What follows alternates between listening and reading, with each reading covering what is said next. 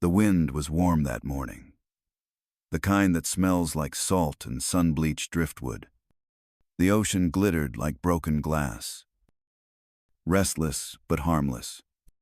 On the sand, two small sandcastles sat unfinished towers, crumbling under the weight of nothing at all.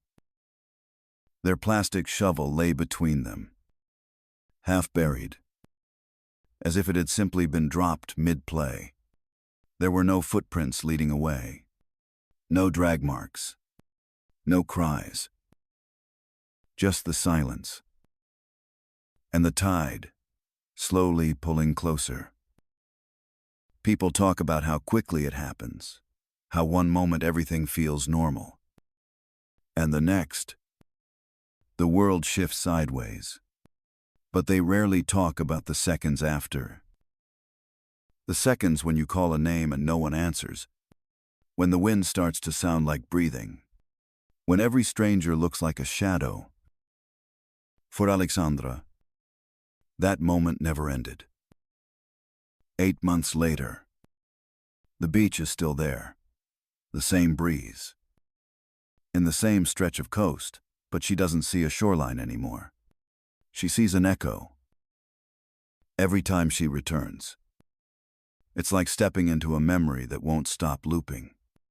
A mother's version of purgatory, posters in her hands, face fading under lamination, a pain so sharp, even time steps around it.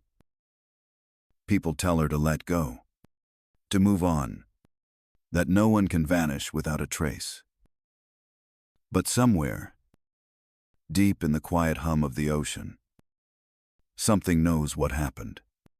Something is waiting, hidden. And today, the tide is pulling something back in. This is the story of a disappearance, of the places we're told not to look, and what happens when a mother refuses to stop searching. It begins with 2 sandcastles and no footprints at all. The ocean had never felt cruel until it started keeping secrets. Alexandra stood barefoot in the sand, her fingers raw from driving wooden stakes into the earth. The sun was already high, bleeding silver off the waves. But she hadn't noticed the heat. Not really. Not in months. Her hands moved on instinct, hammering the next poster into place. Same photo, same caption, same quiet ache, missing Casey and Chloe Hamilton. 8 months. The number meant nothing now. Time had lost its edges. It no longer moved forward. It folded. Every beach felt like the last. Every memory played on a loop. She remembered the day her daughters disappeared, the same way she remembered her husband's funeral, not as a moment, but as a sound. Wind over stone, water swallowing names. A silence too sharp to be natural. They had scattered David's ashes in Queensland. Just hours before the girls vanished, Alexandra had stepped away for a drink. 5 minutes. No more. But when she turned back, no footprints, no screams, just 2 small mounds of sand and a tide that had begun to wash them away. And now, she was here, Western Australia, thousands of miles from where her daughters had vanished, yet still caught in that one terrible moment walking the shore, with posters clutched like talismans, praying the sea would give something back. She planted the last sign with trembling hands, then stared out toward the horizon. The wind tugged at her sleeves. Somewhere beneath those endless waves, something had been taken, and somewhere she refused to believe otherwise it was still waiting to be found. She was turning to leave when the low hum of an engine curled over the water. Soft at first, then louder. A small seaplane, glinting in the sunlight. dipped low over the shoreline before banking sharply and skimming to a stop just off the sand. The engine sputtered to silence, replaced by the rhythmic lapping of waves. A man stepped out tall, tan, sun-faded, in the way that only years near the sea can wear a person down. He jogged toward her, waving. "I'm sorry," she called out, assuming she'd blocked some part of a landing zone. "I didn't know anyone flew here. I'll move the sign." But he shook his head. "It's not that," he said, a little breathless now. I saw your poster. The girls, Casey and Chloe." Alexandra froze. "My name's Robert Martin," he said. "I'm a freelance pilot. I fly supply runs. Private charters. I wasn't even supposed to be in this area today. Wind shifted over the Gulf, and I had to reroute." He glanced down at the photograph still fluttering from the stake. "I saw them. Or, I think I did." Her voice barely worked. "Where?" "Middle Island," he said, pointing out over the water. "It's marked private, uninhabited. Technically. But I flew low over it this morning. Around dawn. There were 2 girls on the beach. Same age. Same hair. Same stillness. They weren't playing. They were just waiting." Alexandra gripped the sign so tightly it splintered in her palm. "There were men with them," Robert continued. 2. Maybe 3. Couldn't get a clear look from the air. But when I saw your poster, I recognized them. "Middle Island," she repeated. "Are you sure?" "Completely," he said. "And I know how it sounds. It's probably nothing. But if it were me..." "It's not nothing," she said. Her voice was shaking now. "They've been missing for 8 months. No leads. No sightings. Everyone tells me to move on. But I know they're out there." Robert hesitated. The island's private. Wealthy families. Old money. Sometimes kids visit. Sure. But it didn't feel right. She met his eyes, and something in his expression softened, that quiet understanding people carry when they've seen grief up close. "I was heading to the local station to report it," he said. "But now that you're here, take me with you," Alexandra said, stepping forward. He shook his head gently. "Let's go to the police first. Head back up. If this is what we think it is, you won't want to be alone." For the first time in months, Alexandra felt something twist beneath her ribs. Hope, but hope like a knife sharp, dangerous, the kind that cuts deeper when it's wrong. She nodded. And from somewhere behind the quiet of the waves, something old began to stir. Not memory, not grief. The truth. The story continued, but in a way no one expected. They told her it was nothing. A misunderstanding. A mistaken sighting. Coincidence. The girls seen on Middle Island, the officers said, belonged to one of the property owners. Daughters of executives. Guests. Probably. They had names and papers and photographs to prove it. The case was closed before it ever opened. But Alexandra couldn't stop looking. She sat alone in the dim motel room. Blinds drawn against the heat. The poster still spread across her lap. Casey's gap-toothed grin stared back at her wide. Lopsided. Defiant. A smile that had always come with a giggle and sticky fingers. She traced the photo with the edge of her thumb. You don't forget your child's smile. Not after seeing it in your dreams for 240 nights straight. Not when it vanishes between sandcastles and silence. The authorities didn't understand that kind of knowing. They had forms, procedures. But Alexandra had options. And it told a different story. She went back to the shoreline later that evening, retracing her own footprints in the softening sand.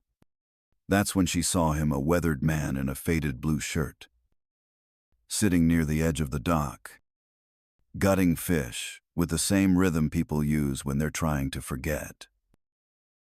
His boat bobbed beside him, paint chipped, nets piled like sleeping dogs. He looked up once, then again. You're the one putting up all those signs, he said. Not a question. Yes, Alexandra replied. He nodded slowly. Micah's lodge saw you yesterday. Told me you looked like someone waiting for the sea to spit something back out. She didn't respond.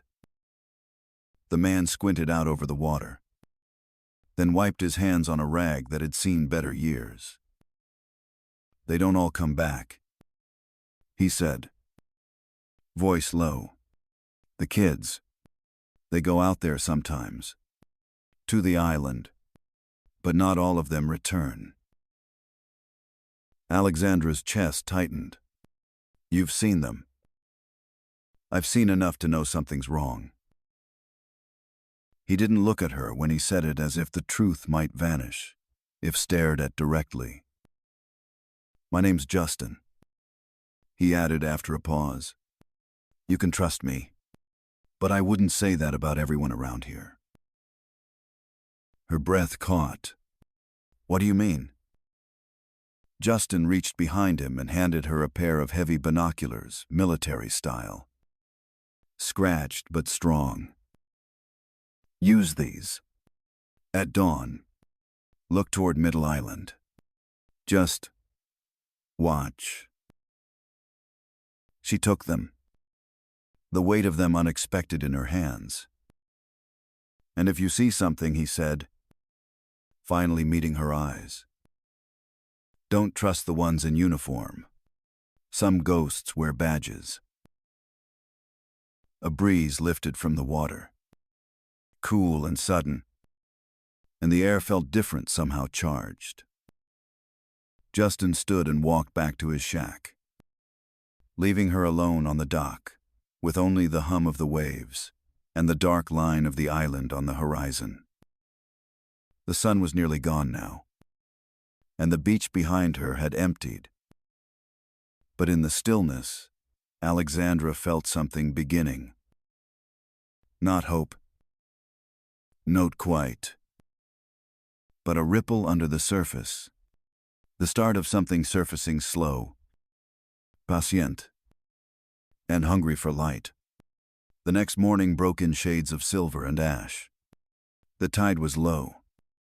The beach empty. A stillness hung in the air that didn't feel natural, like something was waiting to be disturbed. Alexandra stood where the dunes met the sea. Her fingers wrapped tight around the binoculars Justin had given her. The lenses were warm now from the sun, the rubber worn down from years of hands, like his hands that had seen too much. She didn't know what she expected to see.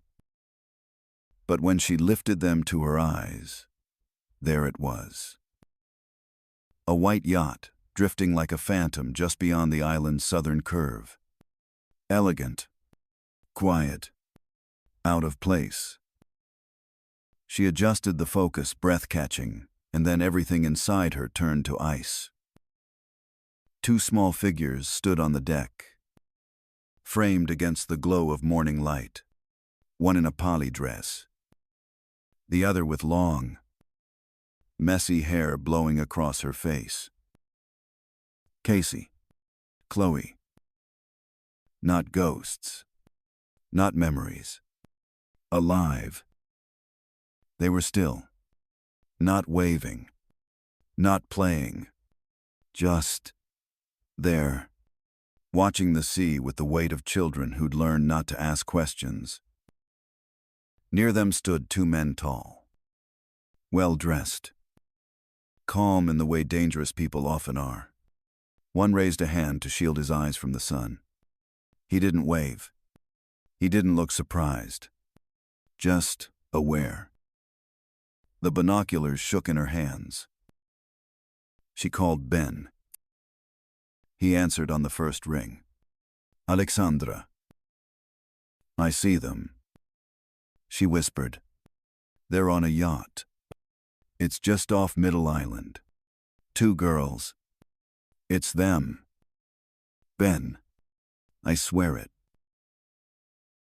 There was a pause. A silence too long.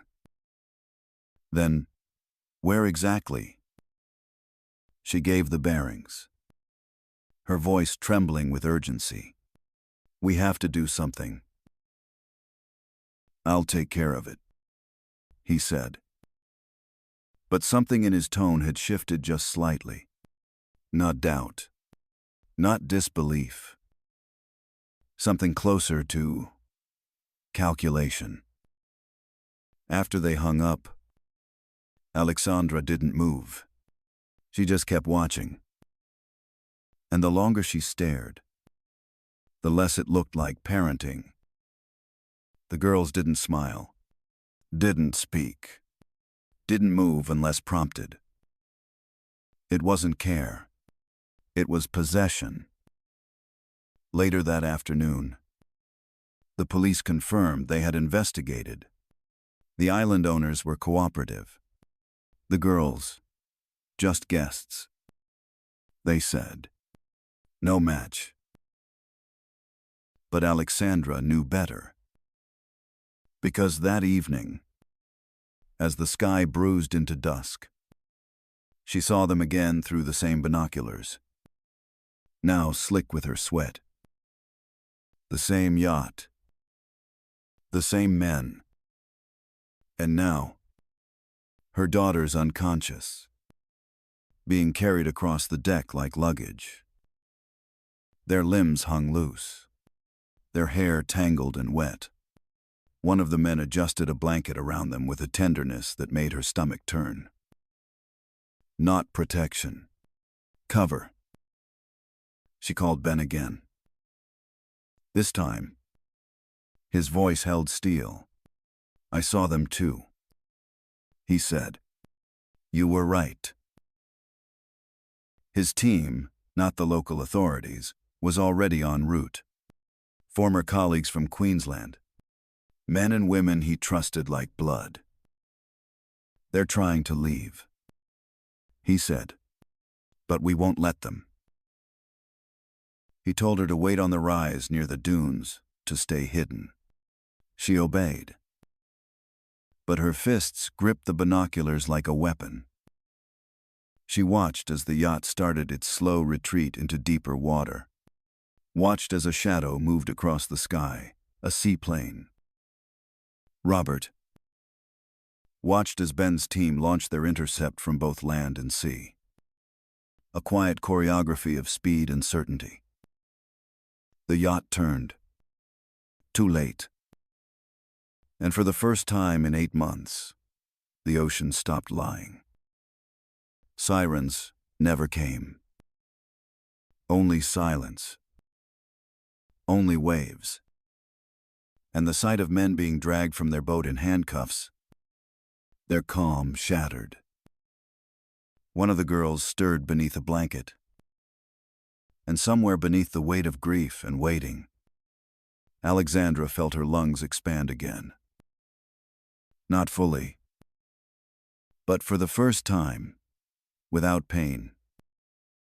The truth had been hidden in plain sight, shielded by money, protected by silence. But not anymore. The sea wouldn't save them now. The buried truth had surfaced, and it had faces. Two of them, still breathing, still Hirsch. The wind was picking up when the first shot rang out a dull, distant crack that rolled across the water like thunder smothered by fog. From her place on the hill above the shore, Alexandra could barely breathe. Through the binoculars, she saw it all unfold in fragments. Ben's team, clad in black, closing in from the south by speedboat. Robert's seaplane hovering just offshore, engine idling, blocking the yacht's escape. And the men, the ones who had taken her daughters scrambling too late. One of them reached for something under his coat. Another tried to leap overboard. Another simply raised his hands and stood still, the calm finally peeling off his face like old paint. There were more shouts. Another warning. A flash of movement. Then everything broke open. Officers surged aboard. Bodies hit the deck. Weapons were drawn, then lowered. And in the middle of it, through the chaos, two small figures were lifted from the yacht's lower cabin. Wrapped in blankets. Unmoving. Unharmed, but not untouched. Casey. Chloe. Alexandra was already running when the seaplane touched sand. Her feet barely felt the ground. Her chest was on fire. But she didn't stop. The world narrowed into one point the moment she saw the stretcher coming down the ramp. And then, a hand. A pale cheek. A whisper of breath through parted lips. She fell to her knees beside them, reaching for Chloe's tiny fingers. Still warm. Still real. The medic's voice was gentle. They've been sedated. They'll wake soon. They're safe now. Alexandra rested her forehead against her daughter's shoulder. I'm here, she whispered. You're okay. You're coming home. Later, at the hospital, after the girls were taken for evaluation, and Alexandra was left alone with a paper cup of coffee she couldn't drink. Ben came to her with a folder in his hands and something darker in his eyes. What we've uncovered, he said. It's not just about your daughters. The words struck like a cold wind under the skin. Ben sat down across from her. Slowly, like the weight he carried had changed him. The men on the yacht, they've been under quiet scrutiny for years. Nothing stuck. Too much money. Too many favors owed. But now that we've got physical evidence, witness statements. He opened the folder. Photographs. Maps. Names. It was worse than she imagined. Children. Missing. Forgotten. Taken from different states. Passed off as nieces. As foster children. As family friends. Disappeared from safe neighborhoods. From beaches. From parks. From lives that would never recover. Some were never reported, parents silenced. Families bought off. Others were simply dismissed. Lost in the system. A shrug. A sigh. A fading flyer on a bulletin board. But they were there. On the island. In the mansions. On the ledgers. Sold. Erased. Replaced. Alexandra stared at the pages. Her throat burned. How long has this been happening, she asked. though she already knew the answer. Ben's voice was low. Years, maybe décades. We're still uncovering the scope. And the police. Her voice cracked. The ones who told me my daughters were gone, that I was imagining it. He hesitated, then nodded. Some knew. Not all. But enough. Enough to keep things quiet. Some ghosts wear badges. Justin had warned. She thought she understood then. But now, she felt it. The depth of it. The rot beneath the surface of the town that smiled too easily and forgot too quickly.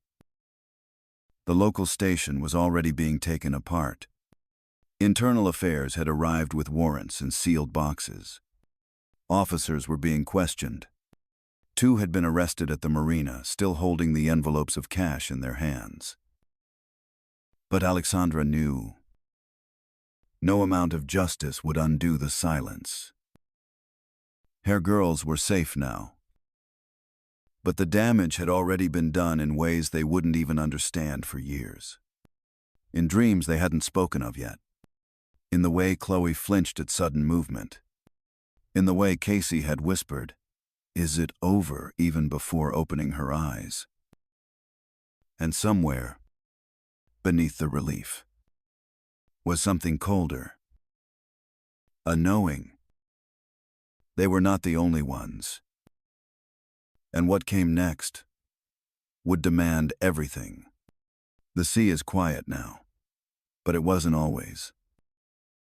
Somewhere out there, beneath the tide, are the footprints that vanished, the ones no one bothered to follow. And on the shore, 2 sandcastles still crumble in Alexandra's memory, unfinished. Wind-worn. Waiting. She found her daughters, but not the end of the story. Because what was hidden wasn't just on that island. It was in the silence, in the faces that looked away, in the uniforms that forgot how to protect. This is only part of the truth. The rest is still surfacing. If this story stayed with you, let us know below. Like, share, and tell us what you felt while listening. And subscribe for the next chapter, when the next buried truth rises to the light. Until then, keep your eyes open and never stop looking.